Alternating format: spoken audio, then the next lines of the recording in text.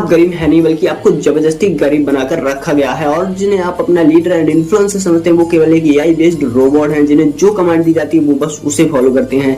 चलिए आपको story wise समझाते हैं। एक जंगल में कई सारे शेर मिलकर एक गधे का शिकार करते हैं और वो डिसाइड करते हैं कि इसे मारना नहीं बल्कि अपने साथ रखना है। तो कुछ समय बाद वो गधा उन शेरों की तरह एक्टिविटीज करने लगता है। वो शेर उसका विश्वास जीत के उसे गधों के समाज में वापस भेज देते हैं, लेकिन इस बार ये गधा गधों की तरह नहीं बल्कि शेरों की तरह राजा बनकर गया था। तो बाकी सारे शेरों का इसके पीछे हाथ था, इसीलिए सारे गधे इससे डरने लगे और उसके खिलाफ बात करने से कतराने लगे।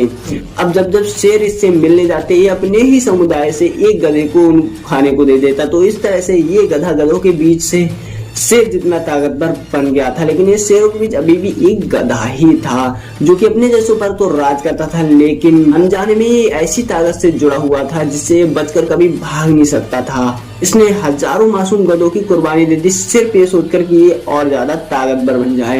लेकिन एक बार सभी गधों ने डिसाइड किया कि इस बार शेर जब शिकार करने आएंगे तो हम में से कोई नहीं जाएगा, चाहे इसका परिणाम जो भी हो। और इस बार शेर शिकार करने आते हैं तो इस बार ये गधा अकेले खड़ा हुआ था और इसने विनम्रता से कहा कि साहब अब मेरी कोई बात नहीं मानता, मेरा खौफ खत्म हो चुका है। तो शेरों ने कहा तो अब तू हमारे किसी काम का नहीं है, आज का भोजन तू ही बनेगा। तो इस तरह से लास्ट में उस गधे का भी शिकार हो गया। इस स्टोरी में गधा कौन है और शेर कौन है और बाकी सारे गधे कौन है, उम्मीद करते हैं आप लोग समझ गए होंगे।